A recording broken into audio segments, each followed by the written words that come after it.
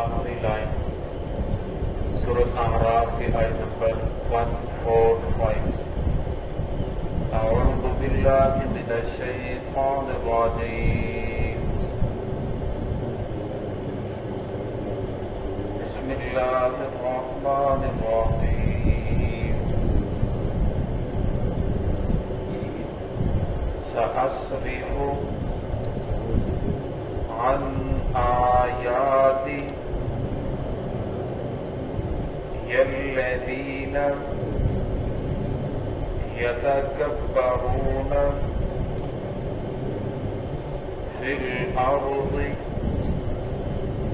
بغیر الحق وإن یروا کل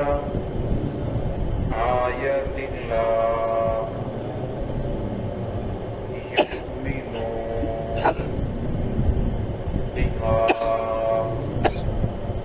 وإن يروا سبيل الرشد لا يتخذوه سبيلا وإن يروا سبيل الغي يتخذوه سبيلا ذلك بأنهم كذبوا بآياتنا وكانوا عنها غافلين والذين كذبوا بآياتنا ولقاء الآخرة حبطت أعمالهم هل يجزون إلا ما كانوا يعملون. بسم الله الرحمن الرحيم سأصرف عن آياتي الذين يتكبرون في الأرض بغير الحق وإن يروا كل آية لا يؤمنوا بها وإن يروا سبيل الرشد لا يتخذوه سبيلا وإن يروا سبيل الغي يتخذوه سبيلا ذلك بأنهم كذبوا بآياتنا فكانوا عنها غافلين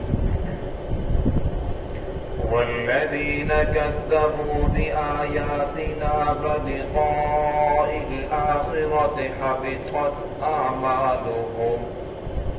هل يجزون إلا ما كانوا يعملون. سأصرف عن آیاتی الذین میں پھیر دوں گا اپنی آیات سے ان لوگوں کو یتکبرون جو تکبر کرتے ہیں فی الارض زمین میں بغیر الحق ناحق تکبر کرنے والے ہیں وَإِن يَرَوْا كُلَّ آیَةٍ لَا يُؤْمِنُوا بِهَا اگر وہ دیکھیں ہر آیت کو ہر معجزے کو لا یؤمنوا بها وہ اس کے اوپر ایمان نہیں لائیں گے وَإِن يَرَوْا سَبِيلَ الرُّشْدِ اور اگر وہ دیکھیں سیدھے راستے کو ہدایت کے راستے کو لا يتخذوه سبیلا اسے اپنا راستہ نہیں بنائیں گے وَإِن يَرَوْا سَبِيلَ الْغَيِّ اور اگر وہ دیکھیں گمراہی کا راستہ يتخذوه سبیلا تو اسے اپنا راستہ بنا لیں گے ذَلِكَ بِأَنَّهُمْ یہ اس وجہ سے کہ بے شک انہوں نے کذبوا بآیاتنا ہماری آیات کو جھٹلایا وَكَانُوا عَنْهَا غَافِلِينَ اور وہ اس سے غافل ہو گئے والذین کذبوا بآیاتنا، وہ لوگ جنہوں نے جھٹلایا ہماری آیات کو، ہمارے معجزات کو، ولقاء الآخرۃ، اور آخرت کی ملاقات کو، حبطت اعمالهم، ان کے اعمال ضائع کر دیے جائیں گے، هل یجزون الا ما كانوا یعملون، نہیں انہیں بدلہ دیا جائے گا الا ما كانوا یعملون، مگر اس چیز کا جو وہ عمل کرتے رہے۔ اس پہلی آیت کے اندر اللہ رب العزت نے ان لوگوں کا تذکرہ فرمایا کہ جو لوگ زمین کے اندر ناحق تکبر کرتے ہیں اور تکبر کی وجہ سے اللہ رب العزت کی آیات کا بھی انکار کر دیتے ہیں، معجزات کا انکار کر دیتے ہیں، تو فرمایا ان کو اس کی سزا یہ ملے گی، اللہ رب العزت پھر ان کے دلوں کے اوپر یہ مہر لگا دیں گے، ان کے دلوں کو پھیر دیں گے۔ یہ بات یاد رکھیں، قرآن پاک میں اللہ رب العزت نے 15 بار ارشاد فرمایا ومن شاء فلیؤمن ومن شاء فلیکفر، جس کا جی چاہے ایمان لے کر آئے، جس سے جی چاہے کفر اختیار کرے۔ اللہ رب العزت زبردستی نہ کسی انسان کو اسلام کے اندر داخل کرتے ہیں، نہ کسی کو زبردستی کافر بناتے ہیں۔ اللہ رب العزت نے بیان فرما دیا والذین جاہدوا، مجادلہ میں ہے 28واں بار، والذین جاہدوا فینا لنہدینہم سبلنا، فرمایا وہ لوگ جو ہمارے راستے میں کوشش کرتے ہیں ہم اس کے لیے راستہ آسان کر دیتے ہیں۔ تو ولی ما تولا، اللہ کا قانون یہ ہے جو جس راستے پر چلنا چاہتا ہے اللہ رب اس کے لیے وہی راستہ آسان کر دیتا ہوں۔ یہاں لب شاہ فرمایا جو لوگ تکبر کرتے ہیں، حق بات کو ٹکرا رہے ہیں، سیدھے راستے کے اوپر آنے کے لیے تیار نہیں ہے، فرمایا پھر گناہ کرتے کرتے ان کے دل کی حالت یہ بن جاتی ہے وَإِن يَرَوْا كُلَّ آیَةٍ لَا يُؤْمِنُوا بِهَا، فرمایا پھر وہ ہر آیات کو دیکھتے ہیں، ہر معجزات کو دیکھتے ہیں، لیکن وہ ایمان نہیں لاتے۔ وَإِن يَرَوْا سَبِيلَ الرُّشْدِ، فرمایا وہ ہدایت کا راستہ انہیں نظر آتا ہے کہ سیدھا راستہ یہ ہے، لیکن فرمایا وہ سیدھے راستے کو اختیار نہیں کرتے۔ وَإِن يَرَوْا سَبِيلَ الْغَيِّ، فرمایا جب وہ گمراہی والا راستہ دیکھتے ہیں، اگرچہ وہ دیکھتے ہیں کہ یہ گمراہی والا ہے، اللہ اس کے رسول کے خلاف ہے، لیکن دنیاوی تھوڑے سے مفاد کی خاطر اللہ کے راستے کو، محمد رسول صلی اللہ علیہ وسلم کے راستے کو ٹھکرا دیتے ہیں، اس راستے کو اختیار کر لیتے ہیں۔ اب دیکھا جائے گزشتہ آیات کے اندر جو 9 معجزات گزرے، موسیٰ علیہ السلام نے اپنی قوم کو 9 معجزات دکھائے، لیکن وہ لوگ ایمان لے کر نہیں آئے، اور جن لوگوں نے ایمان قبول کیا فرعون نے ان کو میں 70 کو قتل کر دیا کہ میری اجازت کے بغیر تم لوگوں نے اسلام کیسے قبول کر لیا۔ فرمایا یہی تکبر ہے۔ آپ صلی اللہ علیہ وسلم نے فرمایا کہ جس کے دل کے اندر رائی کے دانے کے برابر بھی تکبر ہوا وہ جنت میں داخل نہیں ہوگا۔ صحابہ کرام پریشان ہو گئے، فرمایا یا رسول اللہ اس کا مطلب تو یہ ہے کہ کوئی بھی جنت میں داخل نہیں ہوگا۔ ہم میں سے ہر شخص یہ چاہتا ہے کہ اس اچھا لباس پہنے، اس کے ساتھ کے اوپر اچھی ٹوپی ہو، اچھی پگڑی ہو، ہر شخص یہ چاہتا ہے کہ اس کا جوتا اچھا ہو۔ تو فرمایا پھر اس کا مطلب تو یہ ہے کہ ہم تو جنت میں نہیں جائیں گے۔ آپ صلی اللہ علیہ وسلم نے فرمایا آپ حدیث کو سمجھے نہیں، اس کا مطلب یہ ہے فرمایا یہ جو آپ کر رہے ہو، اچھا کپڑا پہنا، شرعی دائرے کے اندر رہتے ہوئے اچھا لباس پہنا، فرمایا یہ تو تجمل ہے۔ ان اللہ جمیل یحب الجمال، اللہ خوبصورتی کو پسند کرتے ہیں، لیکن انسان کے پاس مال و دولت ہے، پیسہ ہے، لیکن وہ پھٹے پرانے کپڑے پہنتا ہے، اچھا جوتا نہیں پہنتا۔ فرمایا یہ انسان بھی گناہ گار ہے۔ اللہ شاہ فرماتے ہیں کہ میں نے جو آپ کو نعمتیں دی ہیں ان نعمتوں کا اظہار بھی ہونا چاہیے۔ فرمایا شرعی دائرے کے اندر رہتے ہوئے اچھا لباس پہنا، اچھا جوتا، اچھی گاڑی، اچھا گھر، اس کی فرمایا اجازت ہے، لیکن شرعی دائرے کے اندر رہتے ہوئے۔ اور فرمایا اس سے مراد یہ ہے تکبر سے مراد حق بات کو ٹھکرا دینا اور لوگوں کو حقیر سمجھنا، فرمایا یہ تکبر ہے۔ اور فرمایا اچھا لباس پہنا، اچھے کپڑے پہننا، اپنے آپ کو خوبصورت بنا کے رکھنا، فرمایا یہ تکبر نہیں بلکہ یہ تو تجمل ہے۔ ان اللہ جمیل یحب الجمال، اللہ رب العزت خود خوبصورت ہے اور خوبصورتی کو ہی پسند فرماتے ہیں۔ تو فرمایا ان لوگوں نے جب تکبر کیا، اتنے معجزات دیکھے، پھر بھی وہ لوگ اسلام لے کر نہیں آئے۔ محمد رسول اللہ صلی اللہ علیہ وسلم کا سب سے بڑا معجزہ قرآن پاک ہے۔ اب فرمایا قرآن پاک کے بعد پھر آپ صلی اللہ علیہ وسلم کو جس وقت کفار مکہ نے کہا ہم ایمان لے کر تب آئیں گے جب یہ چاند کے ٹکڑے کر دیں، جب آپ صلی اللہ علیہ وسلم نے فرمایا کہ بالکل میری بات کی تصدیق کرو گے، مان جاؤ گے، فرمایا بالکل مان جائیں گے۔ شکل قمر، ورنہ چاند ٹکڑے ہو گیا، قیامت قریب آ گئی۔ آپ نے انگلی سے اشارہ کیا، ایک ٹکڑا اس طرف چلا گیا، ایک ٹکڑا اس طرف چلا گیا، لیکن وہ لوگ پھر بھی کہنے لگے ماذا سحر مستمر، یہ تو بہت بڑا جادوگر ہے۔ قرآن پاک کو مانتے تھے، قرآن پاک کی تاثیر کو بھی مانتے تھے کہ یہ قرآن پاک جس کے اوپر پڑھتے ہیں اس کو وہ کفر کو چھوڑ کر اسلام کے اندر داخل ہو جاتا ہے، لیکن وہ اس وجہ سے بھی تھے کہ اللہ کا کلام ہے، وہ اس وجہ سے تاثیر کو مانتے تھے کہ یہ ایک جادو ہے، جادو کی وجہ سے لوگ اس طرح مائل ہو رہے ہیں۔ تو فرمایا اللہ رب العزت نے کہ وہ جب دلوں کے اندر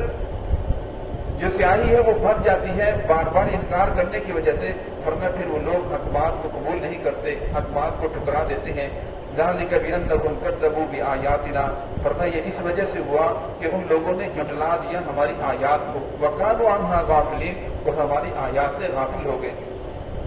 اللہ رب العزت نے جو ہمیں قرآن پاک عطا فرمایا ہے یہ قیامت تک کی انسانیت کے لیے راہ ہدایت ہے، اور فرمایا قرآن پاک کا حفاظت کا ذمہ اللہ رب العزت نے خود لیا ہے، انا نحن نزلنا الذکر وانا لہ لحافظون، میں نے اس قرآن پاک کو نازل فرمایا، اس کی حفاظت کی ذمہ داری بھی میری ہے، اور فرمایا ہمارے پاس مثل وہی قرآن پاک موجود ہے جو محمد رسول اللہ صلی اللہ علیہ وسلم کے اوپر نازل ہوا تھا، اس کی زیر زبر شد مت میں کوئی ایک ذرہ برابر بھی رد و بدل نہیں ہوئی، لیکن فرمایا پھر بھی انسان اس قرآن پاک کو نہ پڑھے، اس قرآن پاک کو سمجھے نہ، اس کے اوپر عمل نہ کرے، پھر اس کے اندر جو اللہ رب العزت نے سزائیں بیان فرمائی ہیں آج ہم دیکھ لیں ہمارے اوپر واقع ہو رہی ہیں، طرح طرح کی پریشانیاں ہیں، طرح طرح کے مسائل ہیں، آلات ہیں، پریشانیاں ہیں، وہ ہمارا پیچھا نہیں چھوڑ دے، اس کی وجہ یہی ہے کہ آج ہم نے قرآن پاک کو چھوڑ دیا، قرآن پاک کے اوپر عمل کرنا چھوڑ دیا، اس کو پڑھنا چھوڑ دیا۔ فرمایا جب انسان قرآن پاک کو پڑھتا ہے، سمجھتا ہے، پھر اس کے مطابق اپنی زندگی کو لانے کی کوشش کرتا ہے، پھر حالات درست ہوتے چلے جاتے ہیں۔ آج دنیا میں آپ کو بڑے بڑے دانشور ملیں گے جو کہیں گے مہنگائی اس طرح ختم ہو سکتی ہے، یہ کرو تو اس طرح ہو سکتا ہے، لیکن کوئی انسان یہ نہیں سوچتا کہ اگر ہم اپنے اعمال درست کر لیں تو فرمایا کہ یہ سارا نظام درست ہو سکتا ہے۔ حالات کو بگاڑنا، حالات درست کرنا یہ اللہ رب العزت کا کام ہے، اور فرمایا حالات اسی وقت بگڑتے ہیں جب انسانوں کے اعمال بگڑ جاتے ہیں، اور فرمایا حالات اسی وقت درست ہوتے ہیں جب لوگوں کے اعمال درست ہو جاتے ہیں۔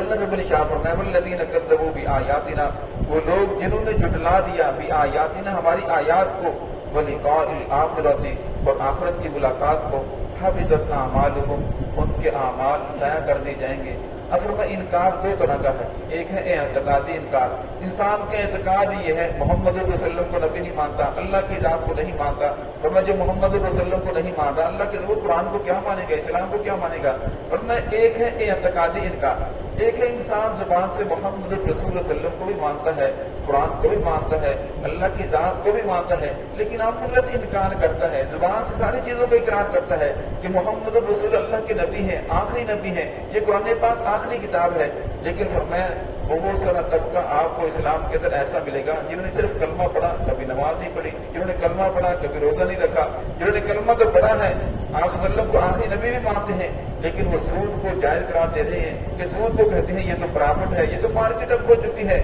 اور میں اس کے بارے میں وہ اپنی تجاویز پیش کر رہی ہیں۔ اب بہت سارے ایسے لوگ تو ملیں گے جو زبان سے تو اقرار کر رہے ہیں لیکن عمل جو ہے وہ عمل سے انکار کر رہے ہیں۔ زبان ایک دعویٰ ہے، اب میں دعویٰ کرتا ہوں میں مسلمان ہوں، میں دعویٰ کرتا ہوں کہ میں اللہ کو ماننے والا ہوں، میں دعویٰ کرتا ہوں میں محمد رسول اللہ کا عاشق ہوں، اور میں جب میں دعویٰ کر رہا ہوں تو پھر میرا دعوے کے بعد دلیل بھی ہونی چاہیے۔ اب فرمایا میرے لیے پھر یہ ضروری ہے کہ میں حلال کھاؤں، حرام سے بچ جاؤں، میرے لیے یہ ضروری ہے کہ لوگوں کو دھوکہ نہ دوں، لوگوں کے ساتھ فراڈ نہ کروں، میں اچھا کاروبار کروں، تجارت جو محمد رسول اللہ طریقے بتائے اسی کے مطابق کروں۔ اگر فرمایا اس کے مطابق نہیں کر رہا، اگر جو میرا کام ہے